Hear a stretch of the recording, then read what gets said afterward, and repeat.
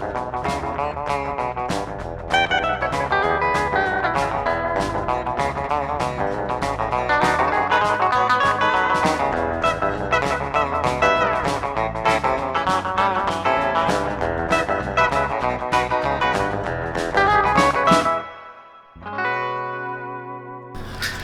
happening, everybody? Willie here at the Great Outdoors.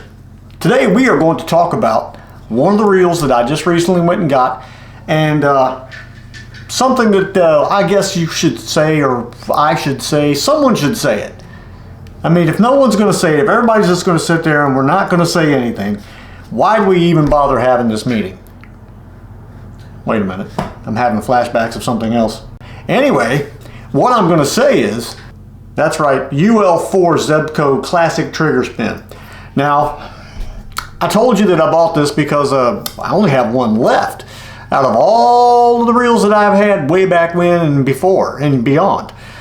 Out of all of them, this is probably the second one of these I've ever found in a flea market or antique store.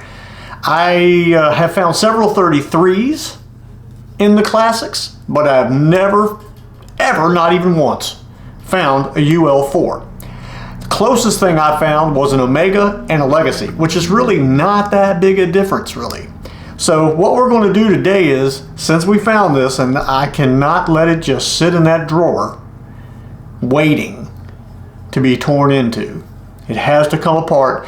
It needs to get out there and fish, or at least be ready to fish. You know what I'm saying? It needs to be ready. It doesn't need to be something that's sitting in there just going, well, here I am right back in another drawer on another shelf.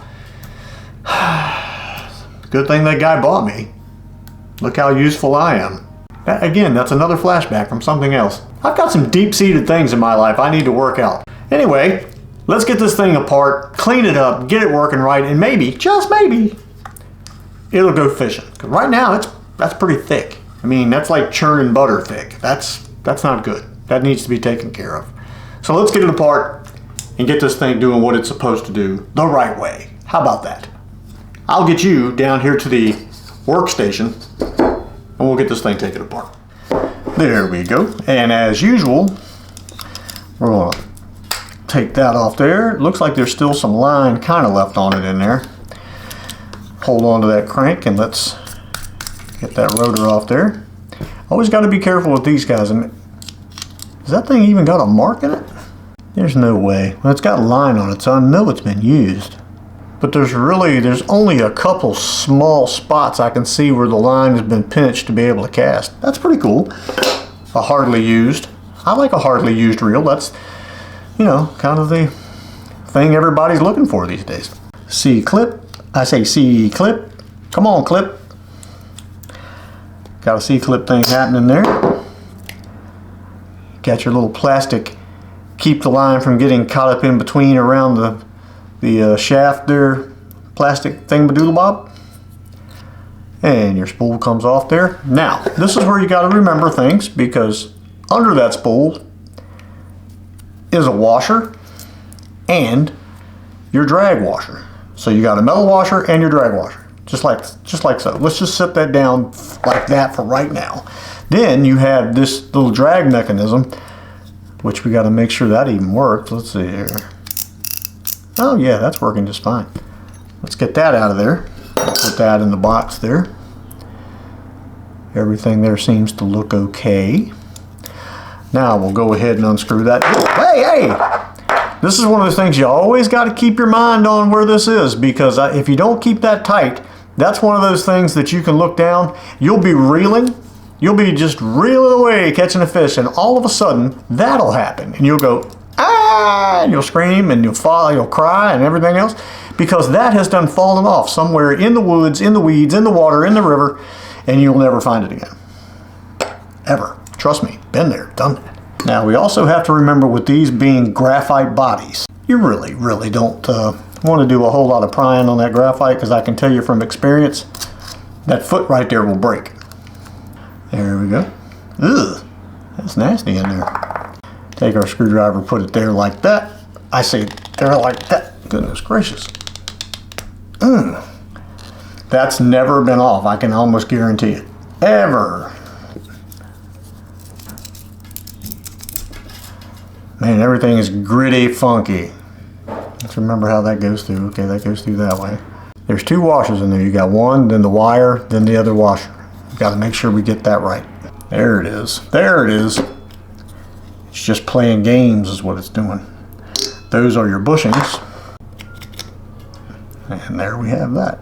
Now, there's a very peculiar little mechanism down there in the bottom that you really have to be careful with. Because if you don't get that back in correctly, it really can become a nuisance. So we're going to leave this together for right now. I'm going to get that gear out of there. There's where our thickness is, right there. That's got a good little gear still on it. That's in good shape. Now I'm going to show you the inside of there.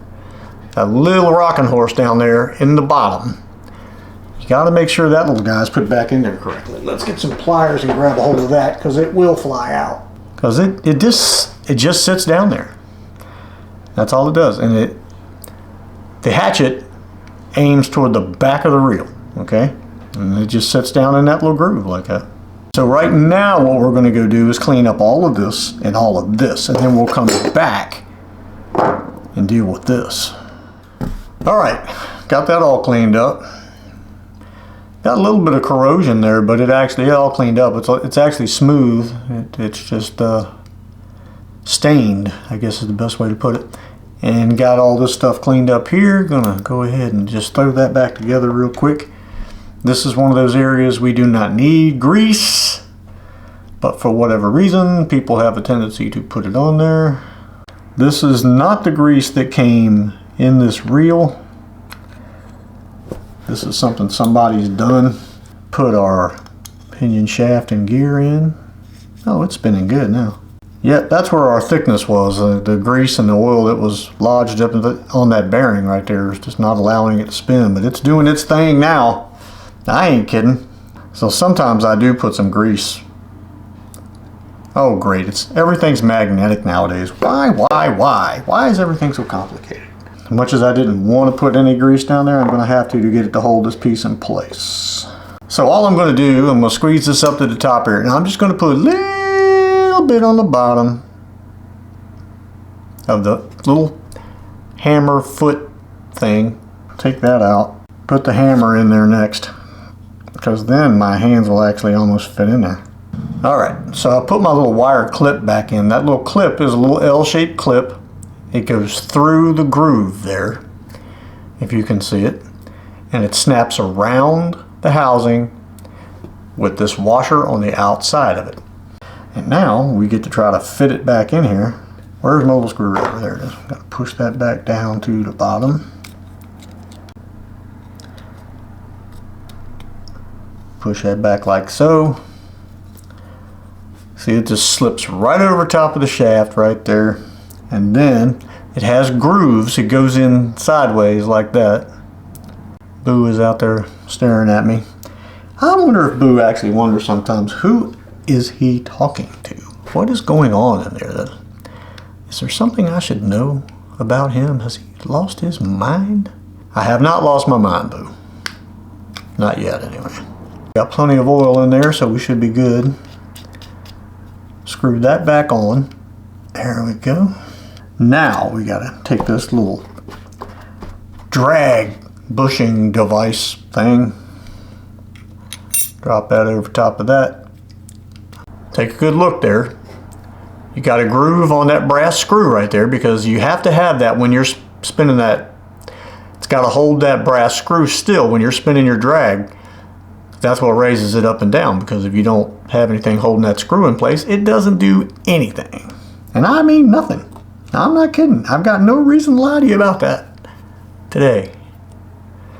Then we got our little washer that's going to go like so. Then we have, okay, the drag washer is on the bottom of the spool. It's just stuck to it and I can't get it off there. I'm trying though. There it is. Then we're going to drop that washer on there. Then we drop our completely clean spool. Then we put our plastic cap on there. All is looking good there. Now we need our dirty C-clip. I got it all cleaned off now.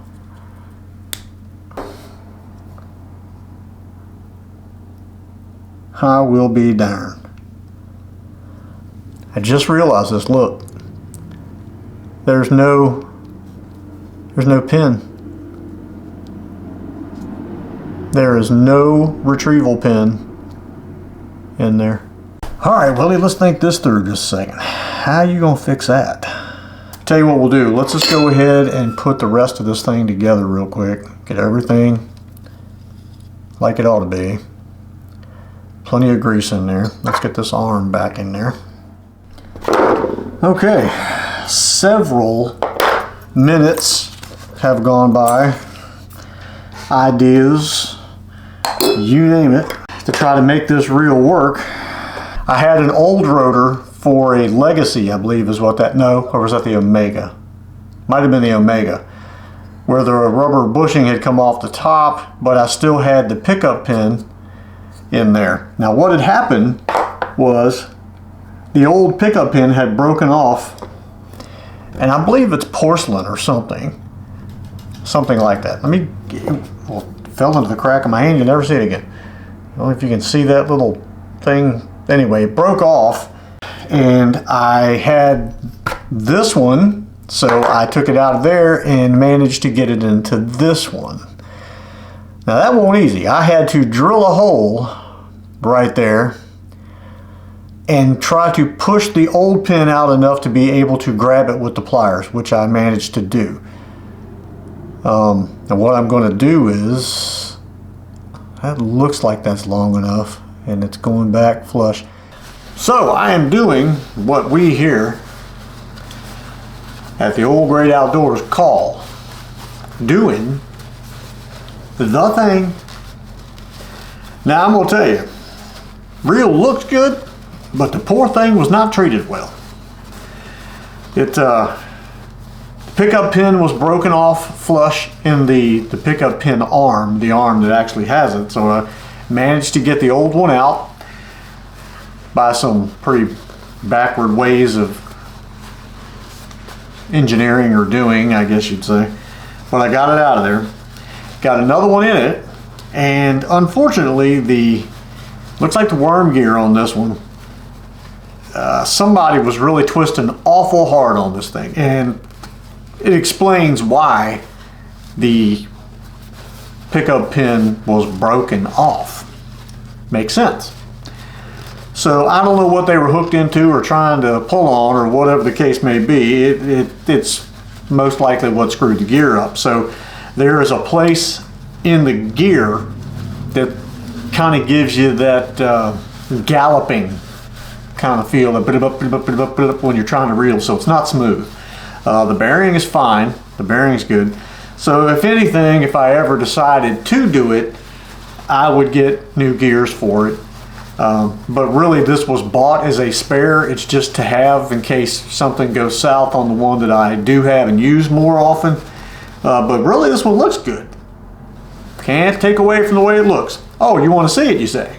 Well, okay. There you go. The UL4 Classic trash can in its gray, gold, and silver glory. Yeah, I don't know what someone was doing to break the pickup pin off and to mess that gear up. I mean, they had to really been, maybe they were hung in a tree, maybe they were hung on a log, maybe whatever, and they weren't. You grab the line and pull. You don't grab the crank and try to pull, because you're putting all that pressure on the gearing and the pickup pin. That's how these things break. But other than the sticker coming off just the littlest bit right there, it's in pretty good shape, but it has that, it's kind of bump, bump, bump, bump, bump, bump, bump, bump, bump. And that's just because there's a spot in the gear that's messed up. So again, these are brass gears on the pinion, some form of steel, metal, metallurgic, something for the gearing itself, the crank gear. And this one, it can be used. It does everything it's supposed to do. Now the pin will come out. So really, to be honest with you, to make this reel look or perform the way that it should, you'd have to have a rotor and both sets of gears. Is that worth that? Well, if this reel had been one of my originals from the 80s, like the other one over there is, yeah, it would be. It'd be worth it to me. But this is something I just found cheap in an antique store and really got it for parts more than it did anything. But does it function? Yes. I could take this out and fish with it if I had to. So there you go. The UL4 Classic by Zebco, early to mid 80s reel, came in a series with the 33, I think the 404, the UL3, and the UL4. So it's cool. It's a legacy basically. No pun intended, because the legacy was one of these as well. But it's part of Zebco's legacy when it comes down to these reels. Thank you guys for watching. We'll see you on the next one. Whatever the next one may be.